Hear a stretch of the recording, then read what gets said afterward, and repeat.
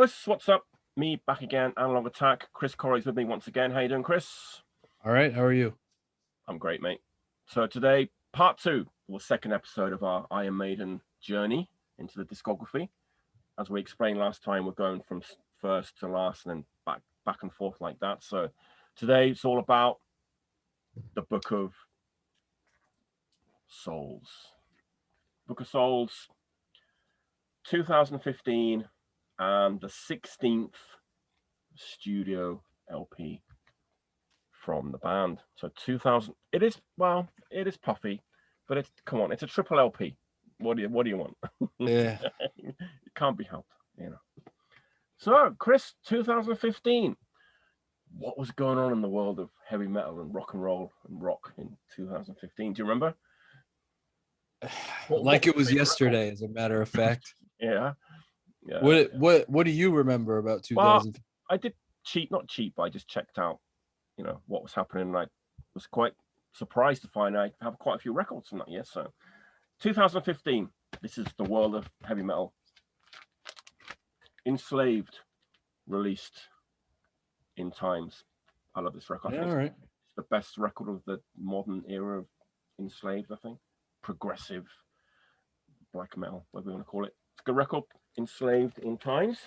And then also in that year, I think you like this record, Chris. Paradise Lost. Yeah, that is a good one. With The Plague Within. Yeah, they had a nice little run there around then. Yeah. That one. This is a great record. I didn't actually make a list in that year, but if I did now, it will be on it. Yeah, No Hope in Sight. That was a really good song. Yeah. So is that on there? Mm. Yeah. Paradise Lost, Plague Within came out, and similar territory, My Dying Bride came out with Feel the Misery, same year. What a gloomy year. Right. This is a good record too. This is kind of like a return to form in a way. It's a good album. Right. So this was 2015. I don't think you'll appreciate this one. I like it. High on Fire came out with Lumiferous. I lost track of them quite a while before that, but I do remember. I remember the cover of that record. I can't say what it sounds like. Yeah, High on Fire, and then this is one you probably, I guess you might be a fan of. Uncrafted came out with The Night Creeper. That's a good record actually. I've grown to like it quite a bit over the years. Yeah, it's pretty cool. So that came out 2015, and this is a bit sad.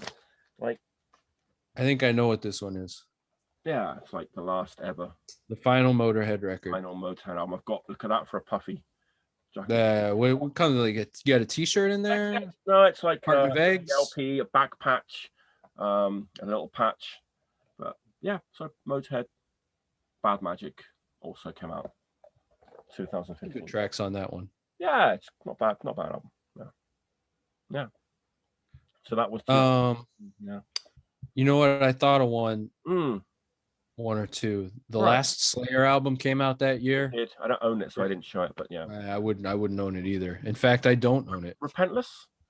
Yeah, Repentless. Ugh, God, that what? Even the name is terrible. And Apex Predator, Easy Meat by Napalm Death.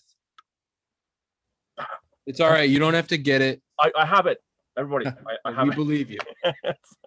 That it was on my list. Sorry, but yeah. Man, that was like it's still like it's been 6 years. Wow. Yeah. Unbelievable. Yeah. Well, it's been 6 years since a Maiden album, but apparently they have a new one in the can. They must do, right? Yeah. Which I'm a little fearful because this album was such a nice sort of refreshing record when it came out. It was.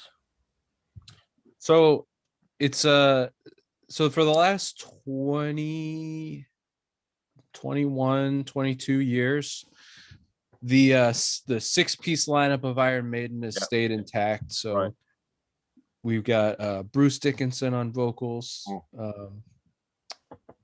Nico McBrain on drums, Steve Harris on bass, and then the trio of Dave Murray, Adrian Smith, and Yannick Gers on guitars. Yeah. What do we make of that? The triple guitar lineup? I love it I guess this is where we'll be talking about it a lot, Right. but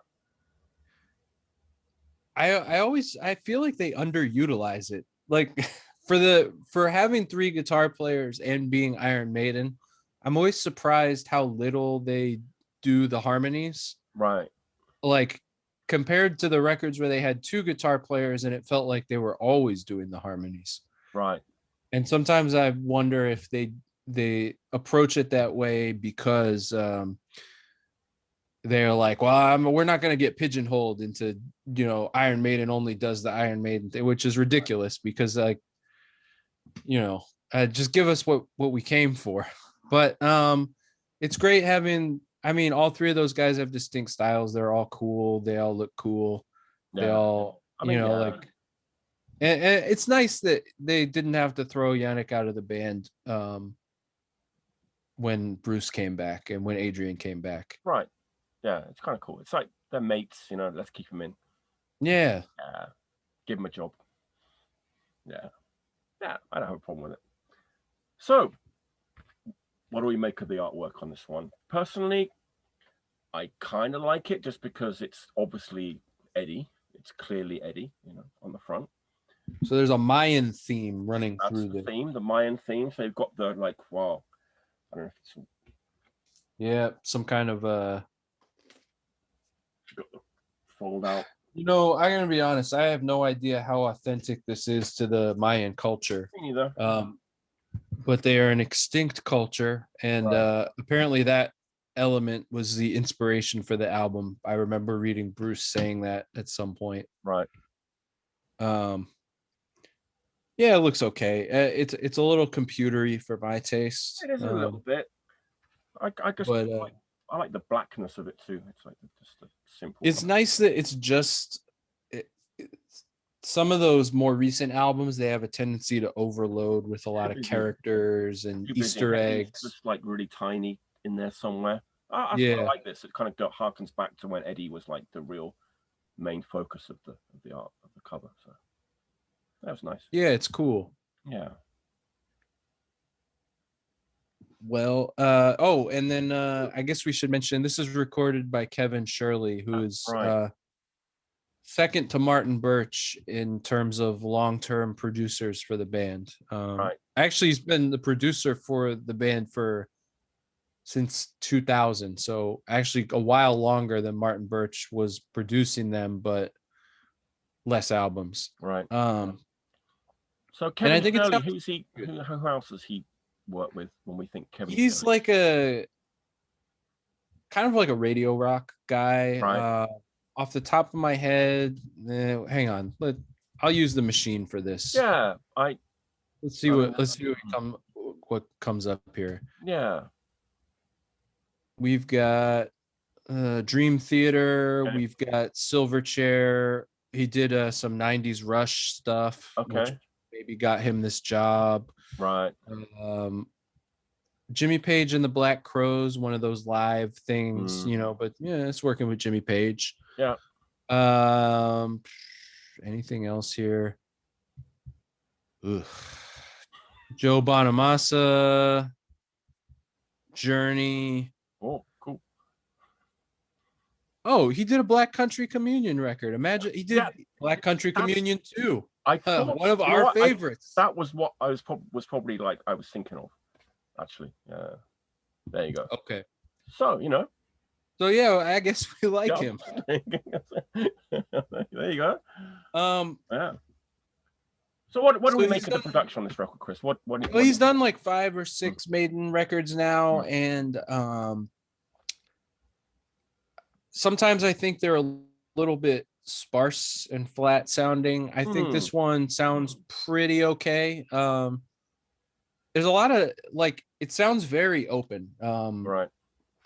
Which not necessarily in the way that I love, but not in a way that I hate either. It is a little bit radio rocky. Like everything's very even.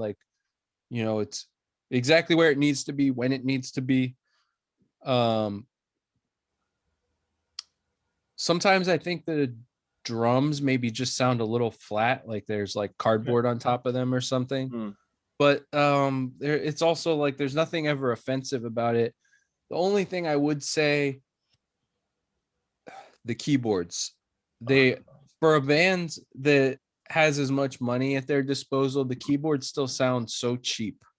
It still right, sounds like the Casio keyboard that's in the department store to me. I don't know what it is, but that's the one element where I'm always just like, couldn't they just get a real symphony orchestra or something to play right. this one, epic part of the But song? we're talking about Empire of the Clouds mostly for the main part. But those keyboards, I mean, they pop up in songs, Mm, like Shadows of the Valley right. has like a lot of, and they just it's like they went to the symphony orchestra preset and just like, it's like background to like fill out the picture, but they just always sound so chintzy. So I Yeah. guess that is my one complaint. And also again, like you have three guitar players. Like, do you need a keyboard? Yeah. But overall, I think, especially for the time period, things can go so horribly wrong now. Yeah. We've averted disaster, and to me, that's like three-quarters of the way there, and everything sounds pretty good. So we're at like 80%. Yeah. I enjoy the way it sounds. Nothing distracts my enjoyment. Takes away my enjoyment of the record. Tell me how you Sound. came to this album, Mike, because I think Oh you yeah. have a different story than a lot of us. Okay, so there's out of 16 Iron Maiden albums, there's only 3 that I bought like right when they came out. And So they are. that will be Killers, Number of the Beast, and this one, Book of Souls. So I'm just trying to think back like why I bought this record when it came out. Now I think what it was, if anybody remembers, it was Speed of Light was a single they released, and they had the video, which looked like a video game. They released that on YouTube, and I loved that song. It's like very immediate, new wave British heavy metal sounding, and immediately I was kind of like, they got my attention with that song. So when the album came out, I bought it, played it to death when it came out, just immediately, really immediate. Just we'll get to the songs later, but I loved it, and it actually made me go back and investigate this like huge part of the catalog that I just ignored pretty much for years, decades, you could say. That was cool. It made me go back and like read and listen some of the albums for the first time. Like how old was I? I was like 45, 6 years old. Here I am listening to these Iron Maiden albums like for the first time. So that was cool. So this is an important album for my maiden voyage, if you will. I love that this is the album that like brings you back. It's funny, right? It's interesting, right? But It that's the actually way it it makes goes. sense to me in a way. And I think it's a great album. Um, And it makes sense to me that Speed of Light was the song too. Well, I mean, if you want to get into the songs, are we ready to just dive into yeah, the it's just got that really kind of simple riff. It's just got that cowbell. Just loved it from the first listen. So I think that's the first Adrian and Bruce collaboration since the 80s. wow, And it shows. And one of the things about this record that differs from the few before it is that very little was written before they went to the studio.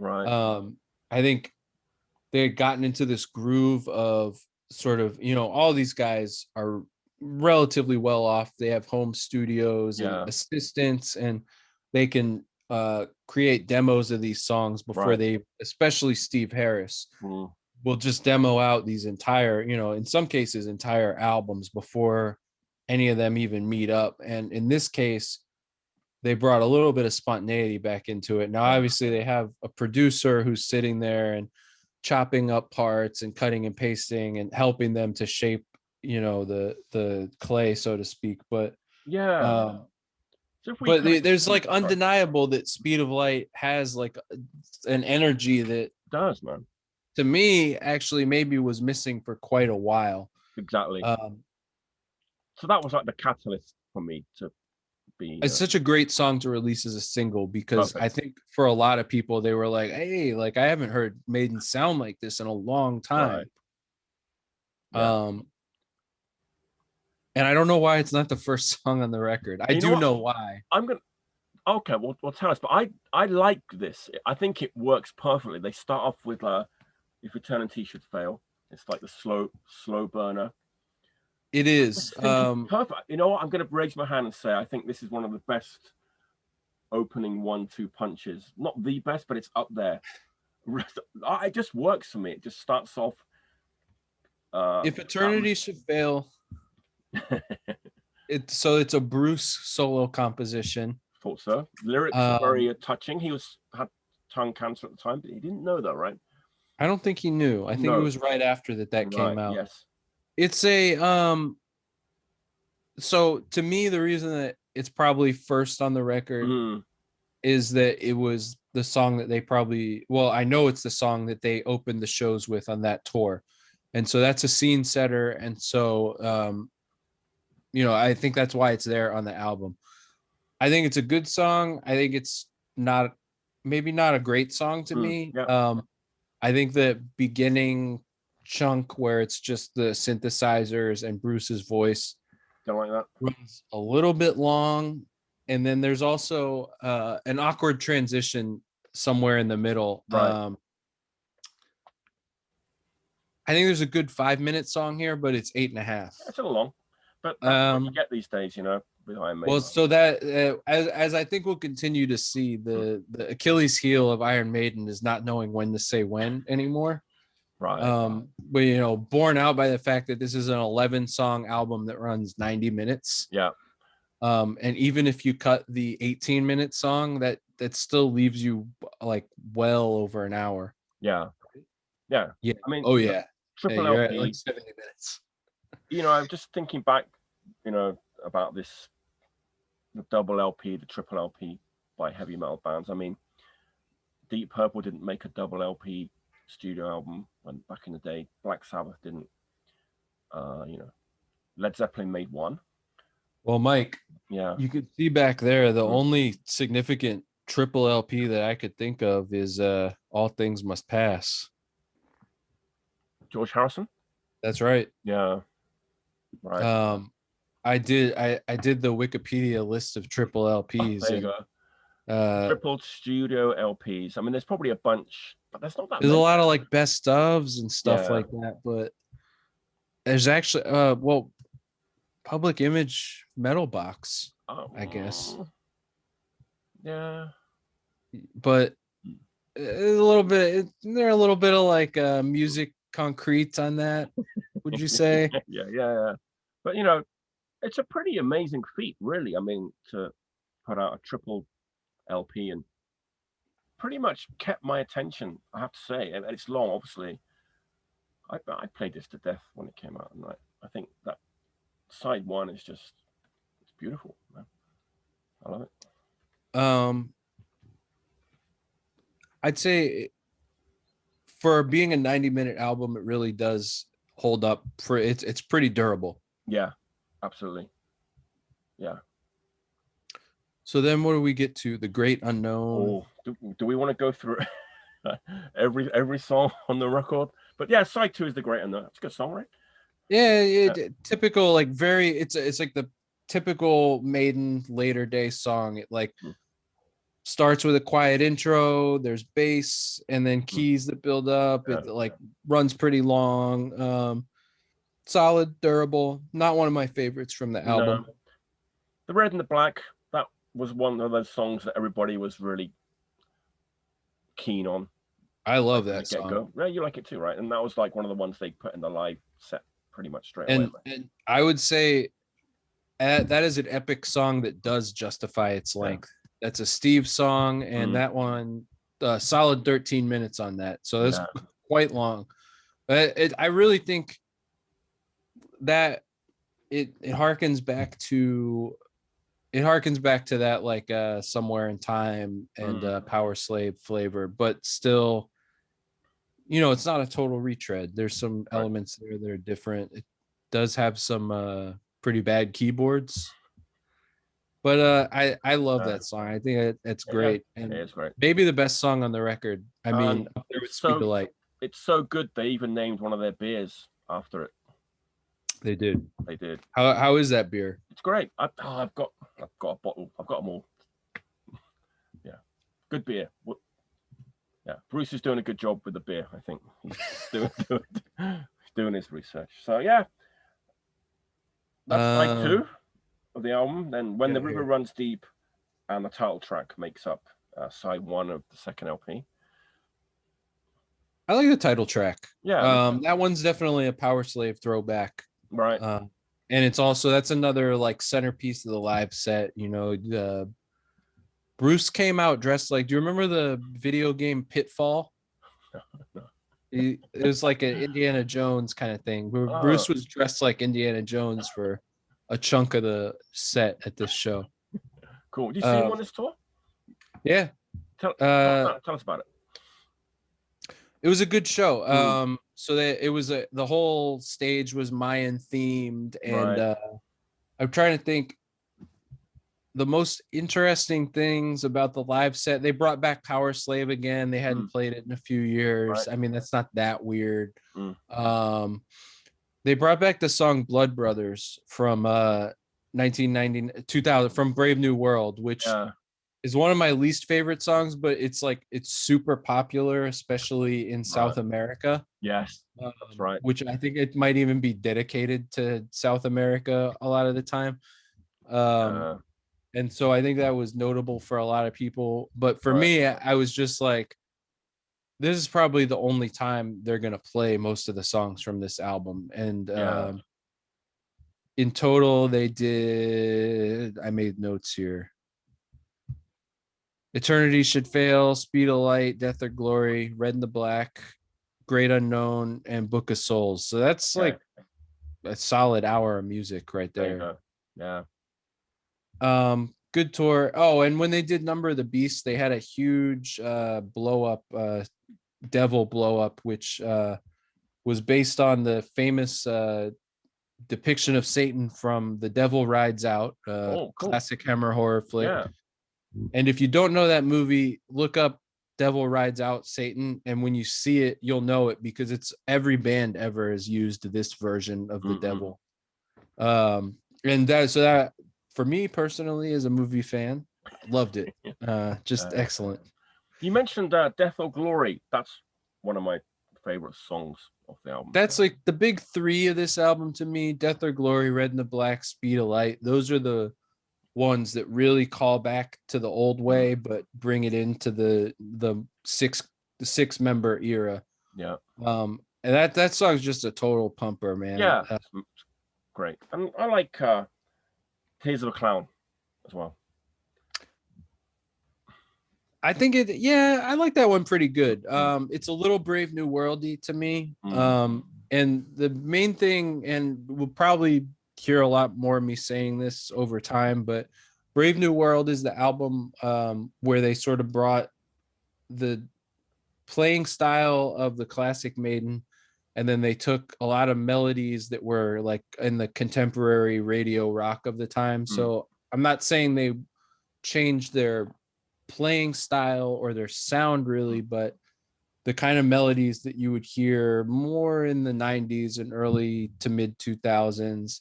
And sometimes a lot of times I bump up against that. You know, and Tears of a Clown doesn't do it too bad, but it does remind me a little bit of that.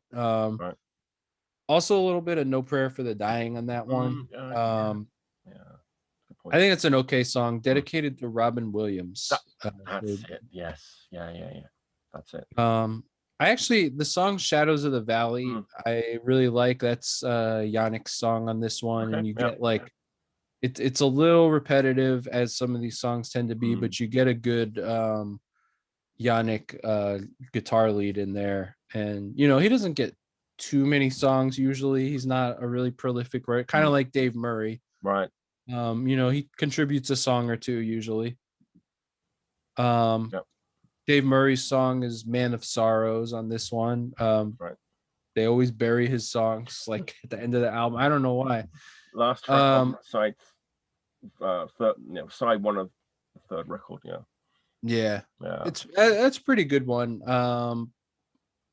Has a nice like Dave Murray like strat solo, kind of like reminds you like, oh right, Dave Murray's here. Like I almost forgot. And that's a nice little thing. Yeah. You know, again, they're really precious about like some of those chorus. They're like, man, if we could squeeze in 7 or 8 more repetitions of this chorus, that'd be great. Yeah. And it starts with the long, clean intro, which Right. you know, the one thing I was gonna say about the Red and the Black actually is has that like long bass intro, which I'm okay with, but then they do it again at the end and there's just nothing else happening. Right. And it sort of sums up Iron Maiden now to me. It's like they usually have a good song and I wish they could just condense it just a little. Well, talking of that, Empire of the Clouds up to the 18-minute closer. 18-minute closer was actually released as a standalone 12-inch single on Record Store Day, I believe. Something like that. It's a Bruce song. So Bruce gets to open and close this album with 2 very long songs. But this is by far, I mean, I think this is their longest song ever. Yeah, by far, yeah. I thought it was going to be harder to get through this one on the re-listen, and I liked it a lot more than I thought I would. Even with the cheap sounding piano and orchestration, there were some cool repeated guitar harmonies that come through in it, and it also just, you can tell they really are trying really hard to make this song work and to like fully realize the vision of the song. Yeah. And